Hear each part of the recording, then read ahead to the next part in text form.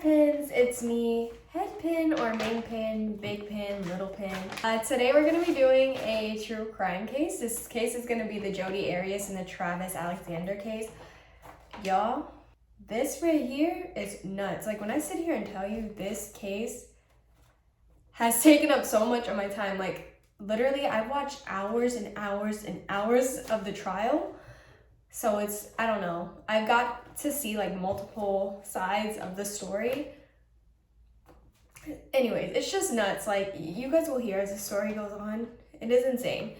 I'm not going to be mentioning all the details because there's so many layers to this story. This video would be hours long. If you guys do see me looking down, I do have a page of notes right here that I'm going to be referring back to that I took, because I did try to record a video like a week ago and I just kept losing my train of thought and I left a lot of things out, so I decided to redo it and kind of do a little bit more note taking this time, because although I have like literally listened to this case for so long, I forget stuff. I'll kind of give you guys a background on Jodi and Travis. So we'll start with Jodi. So Jodi was born on July 9th, 1980. According to Jodi, her childhood was pretty normal. Apparently it was decent until she got a little bit older. She claimed that she was abused by her parents, physically, verbally. Her parents did deny that. We're not really sure what's true or not. Take that as you will. Jodi was said to kind of have a troubled childhood, I guess you can say. It's been said that was one of those people, which I feel like we all know somebody like this, who always has to have a boyfriend, or always had to have a boyfriend, I should say, in high school. She also, when she was 17, she did move out with one of her boyfriends that she was with and moved into his house, which was it's really confusing. I think it was his grandparents' house, or his parents' house, but they weren't really his parents.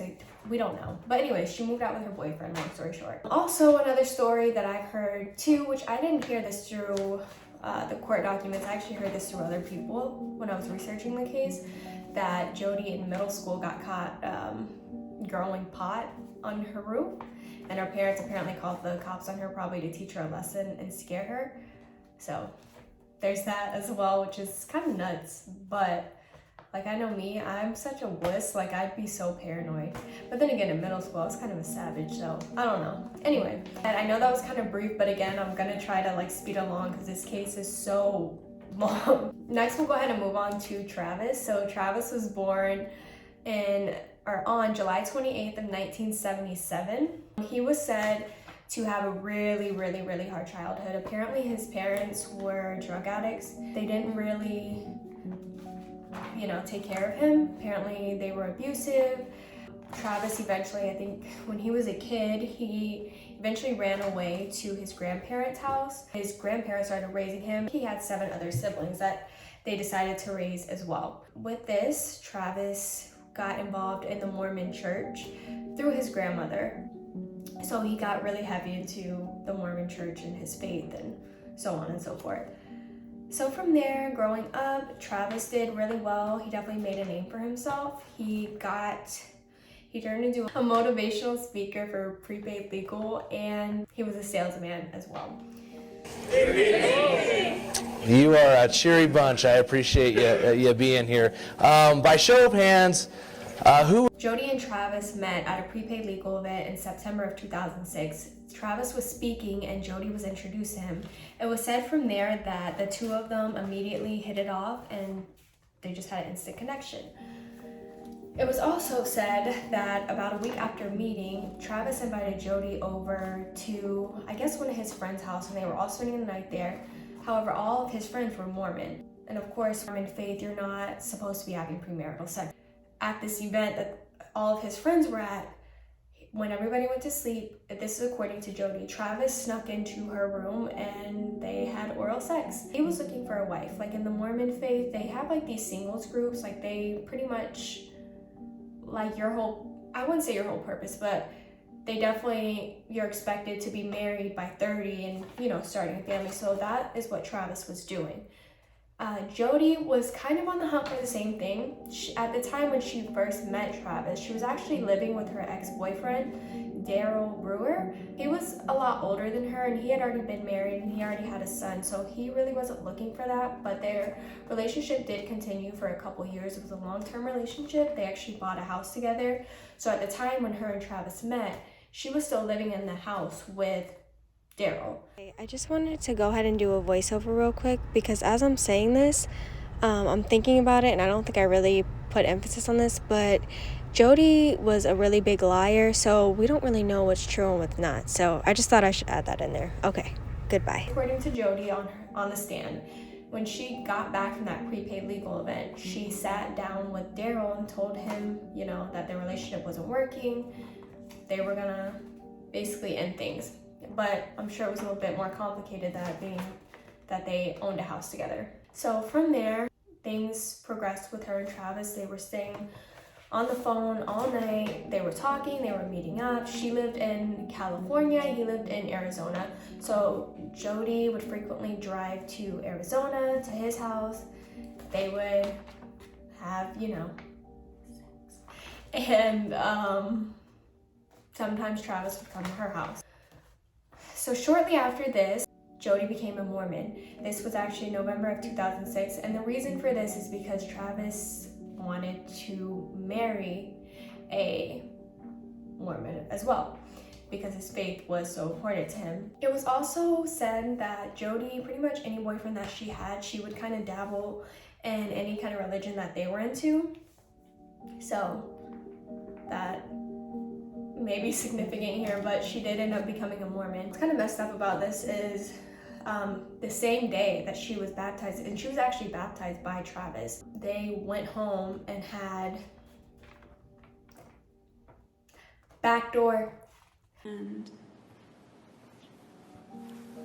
I guess he pulled it down, I didn't see, but he began to have anal sex with me. And at this point in time, Jodi and Travis were still not boyfriend and girlfriend. Like, they weren't exclusively dating.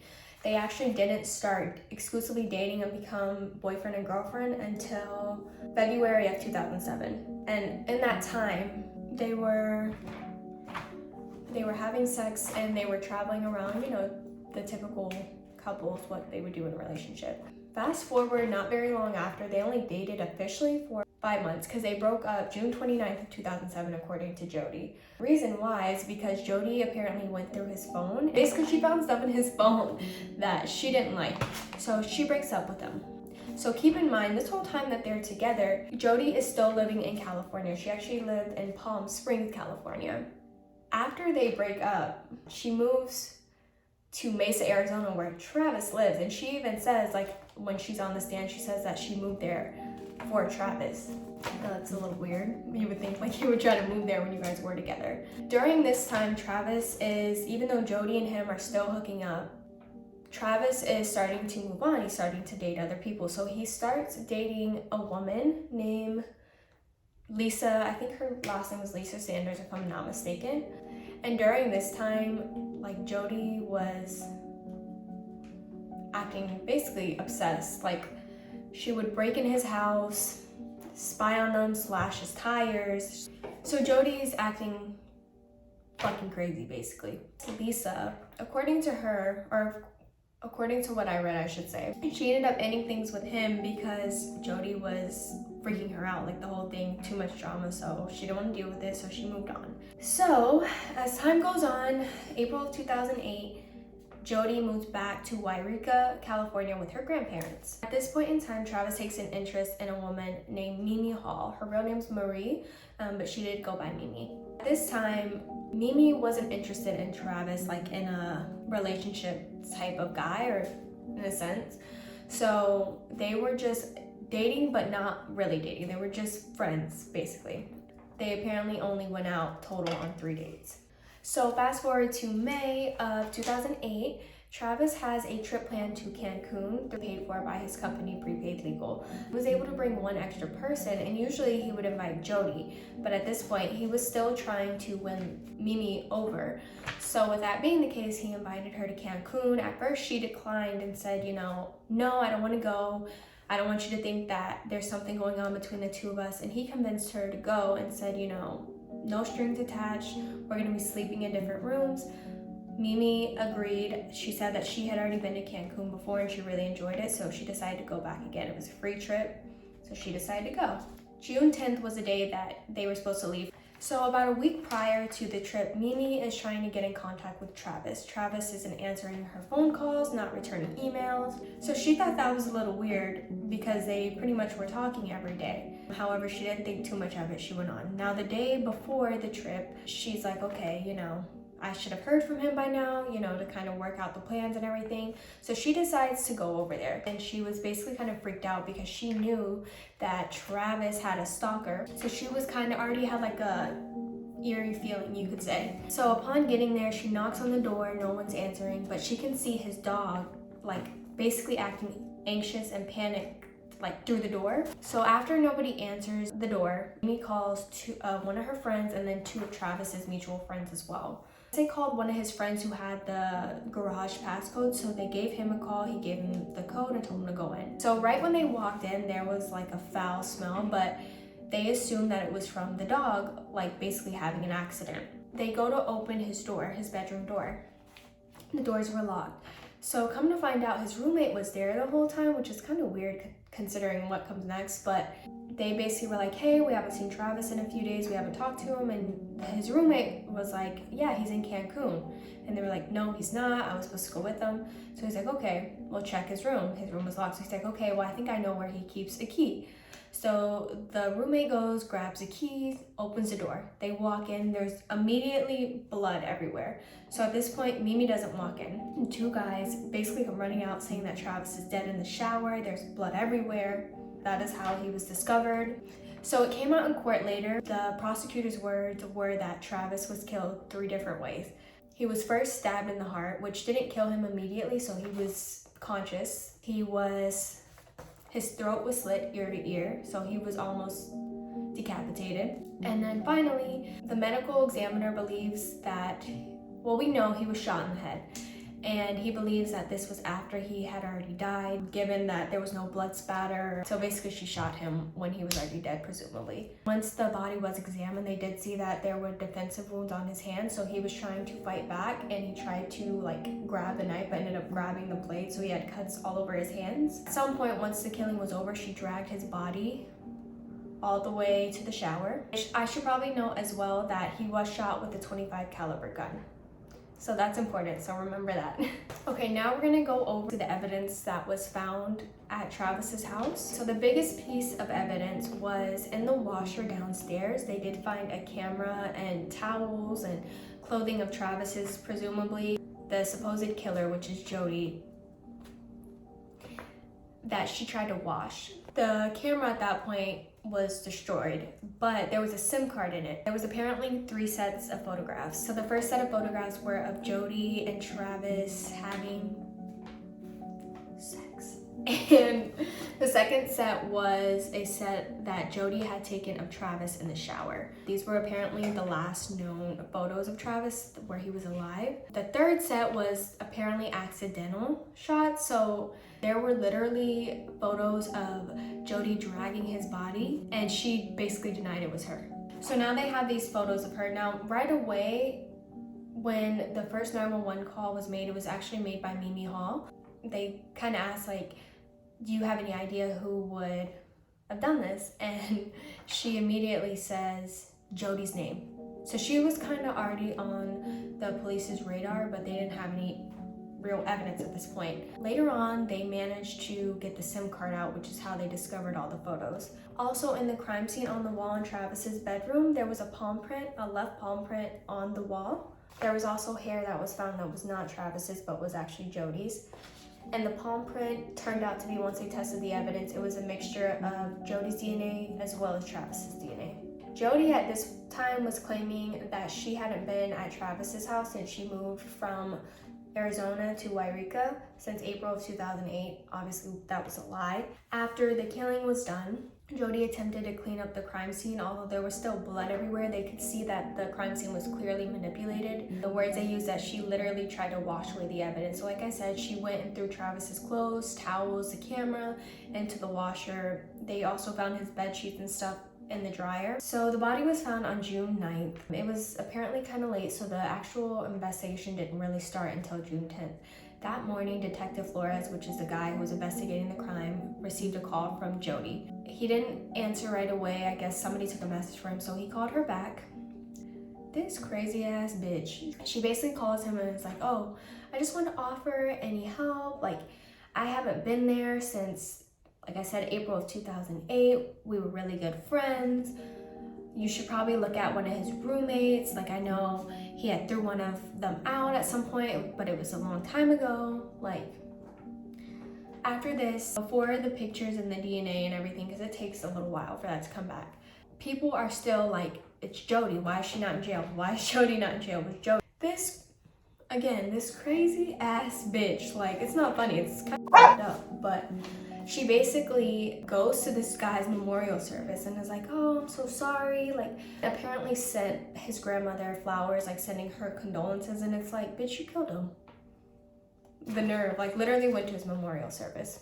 And everybody was already kind of suspicious at that point. So now we're gonna kind of go ahead and backtrack. This kind of be more of the timeline leading up to the murder.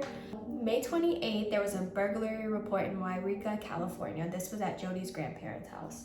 The police officer said it was really odd because there were obvious items that were of value that were untouched. The only thing that Jodi said that was stolen from her room was a $20 bill and a $10 bill. And Jodi was like, oh, well, I guess I'm lucky. Like, I put my laptop under some dirty clothes and hid it. Why would you hide that? Like, nobody really expects, you know what I mean? Like, why would you expect somebody to break in your house? But whatever. And the detective noted that and thought that was strange. The other thing that was stolen from her grandfather was a .25 caliber gun, the same kind of gun that was used to kill Travis. Apparently that gun was never found. It was later said that Jodi had thrown the gun out in the desert on the way back to California or Utah, which will come up later. Why the hell was she in Utah?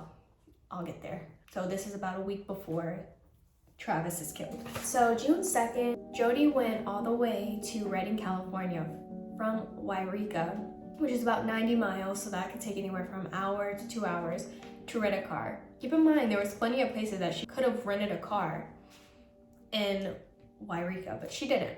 She said, she basically testified something that she would get a discount if she, I don't remember exactly because this bitch lied so much on the stand and like her story literally changed depending on who asked her. But she said something that she would get like some kind of discount. I don't know. But anyway, that was her excuse for going all the way, 2 hours to get a rental car. The prosecutor was Juan Martinez, and oh my God, he was giving her the business. In the opening statement, he didn't say anything about this because I did listen to an interview from him as well. And I think the reason him doing this was so that Jodi could come up with a lie because she had an answer for everything. She didn't care how ridiculous it sounded. The bitch was gonna lie. A couple, I guess right before the trip, Jodi calls up Daryl Brewer, which is her ex-boyfriend, the one that she had bought the house with. And she asked him to borrow gas cans. She comes and gets the gas cans. Why would she need gas cans? So her excuse again was that way she could save on gas.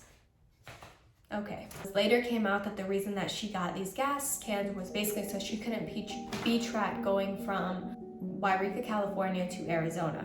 Like, pretty much she had receipts out for everything else, but not for when she was, driving through Arizona.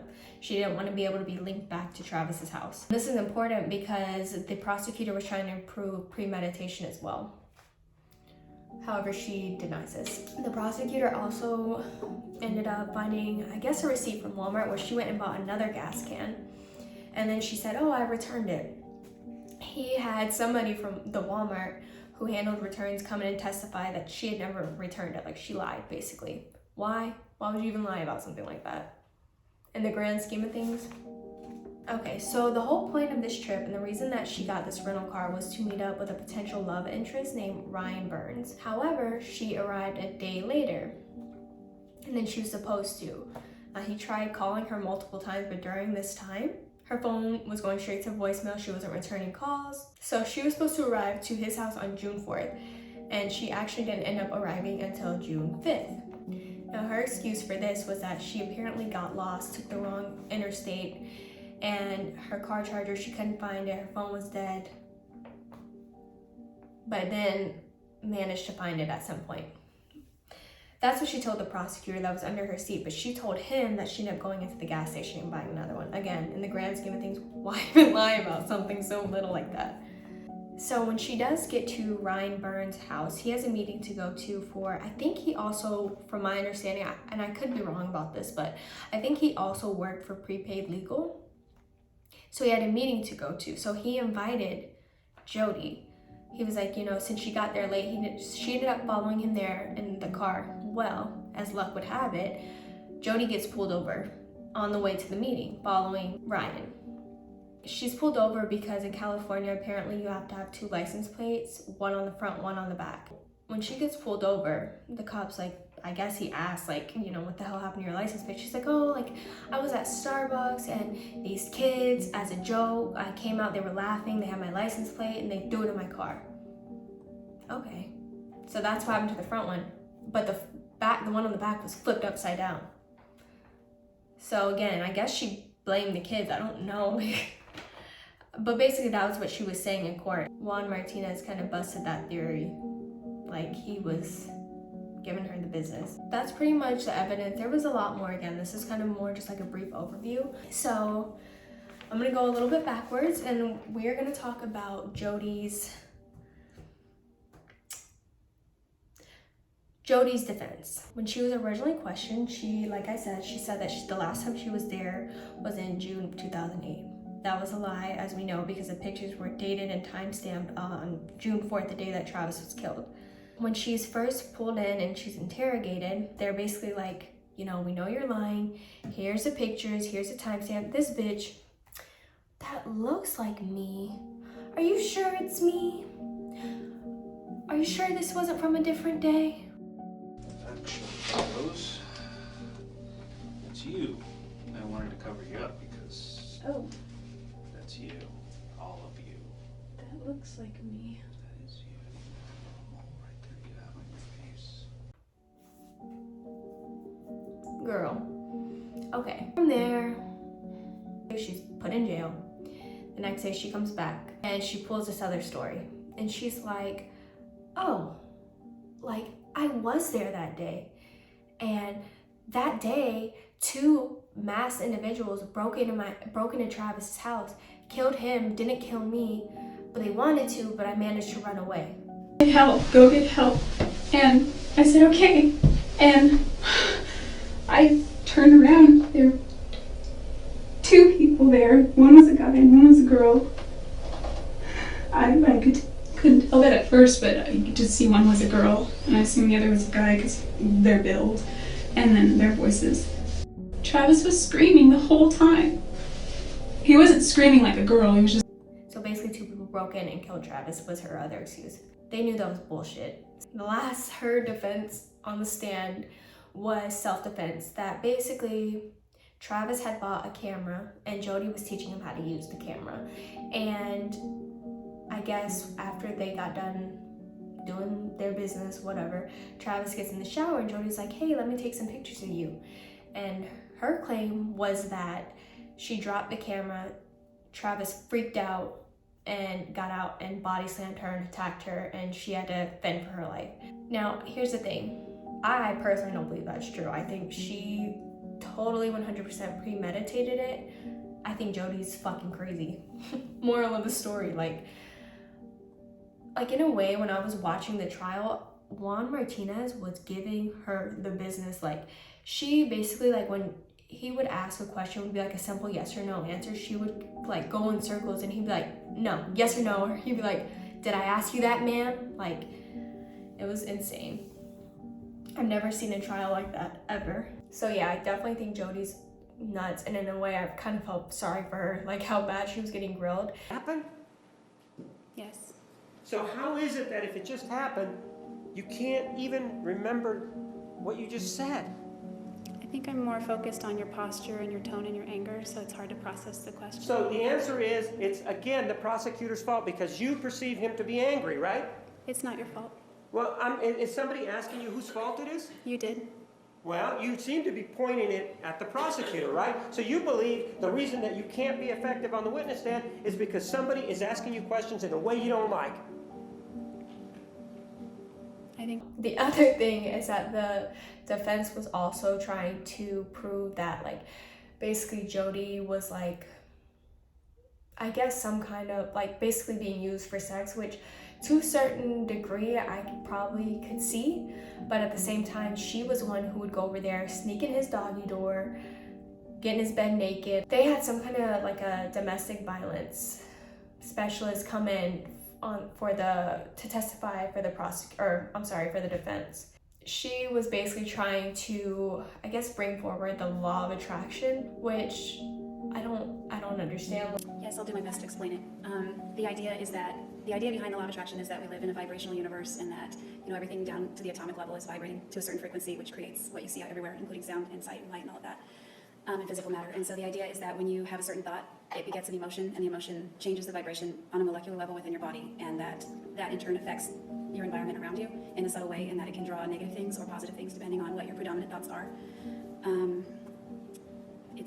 In that regard, you're encouraged to not focus on negative things, or read about, or write about, or talk about things of a negative nature that you don't want to come into your life. So, although I wrote about some negative things in my journal, I wasn't very explicit. One of the things they say that can speed up the law of attraction is if you write about something in great detail, you get into the detail, into the feeling of it, into the emotion of it, and it speeds up the manifestation process, so to speak. So I didn't get in real in depth with certain things. Bro, look at his brothers and sisters' face. They're like, this motherfucking bitch. In your journal. Like, for example, Jodi kept journals, and there was a day specifically where she was testifying, and she said that she told Travis that she was moving back to California, and he got pissed off and slapped her. But then on that same day, dated in her journal, she's like, oh, it was a bittersweet moment. Like, we know we need to do this to move on. He gave her 3 kisses. That's kind of a little bit different from getting slapped in the face, but okay. But they were basically trying to say that was because of the law of attraction. She wouldn't write anything negative about Travis. Jodi had apparently recorded Travis and her having phone sex, and they played so much of it while she was on the stand.